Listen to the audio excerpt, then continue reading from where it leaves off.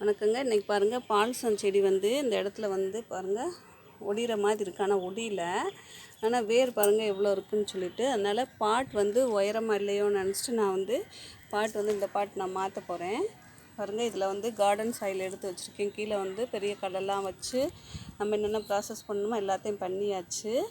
இந்த செடி வந்து நல்லா பெருசாக வளர்கிறதுக்கு பெரிய தொட்டி தேவைப்படுது. அதனால நான் வந்து பாருங்கள் இதை அப்படியே எடுத்து இதில் வச்சுட்டு, இதில் கார்டன் சாயில் ஏற்கனவே இருந்தது தான், செடியிலேருந்து வச்சுருப்போம் பார்த்திங்களா, அந்த மண் தான் அப்படியே எடுத்தாச்சு.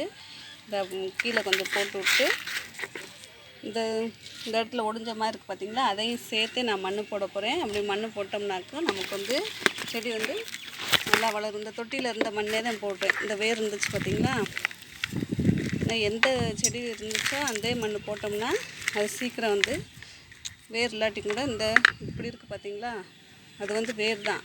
அதுலேருந்து வேர் வந்து இறங்கி நமக்கு செடி நல்லாயிருக்கும் பாருங்கள். காற்று அடிக்கிறதுல அது ஒடிஞ்சிடுச்சு என்னமோ தெரியல, மேலே வெயிட்டாக இருக்கிறதுனால காற்று பயங்கரமாக அடிக்குது பார்த்திங்களா. அதனால் இப்போ வந்து இந்த அளவுக்கு நான் மண் போட போகிறேன்.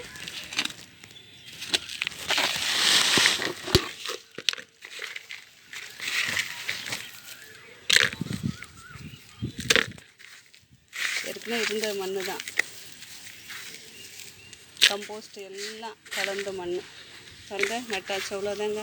இப்போ வந்து இது ஒடிஞ்சாலும் அது திரும்ப வேர் விட்டுரும், கீழே இருக்கிறது எல்லாமே வேர் விட்டுரும். இதில் வந்து புதிய தளிர்கள்லாம் வருது பாருங்கள்.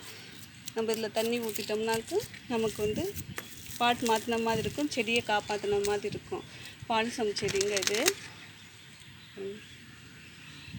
இந்த கலரில் சங்குப்பூ கலரில் இருக்கும் பூக்குன்னு நான் எதிர்பார்த்துக்கிட்டே இருந்தேன். பூக்கள் அதுக்குள்ளே செடி ஒடிய ஆரம்பிச்சிருச்சு காற்றடிக்கிறனால. அதனால் ஃபுல்லாக உள்ளே வச்சு மறைச்சி காற்று அடித்தாலும் ஒடியாது, அந்த அளவுக்கு மண் போட்டாச்சு பாருங்கள். இதில் வந்து பக்க கிளையெல்லாம் போது இந்த இதை கூட நம்ம எடுத்து பதியம் போடலாம். ஃபஸ்ட்டு வந்து பதியம் இந்த செடியை வந்து காப்பாற்றிட்டு அதுக்கப்புறம் பதியம் போட்டு காமிக்கிறேன் பாருங்கள்.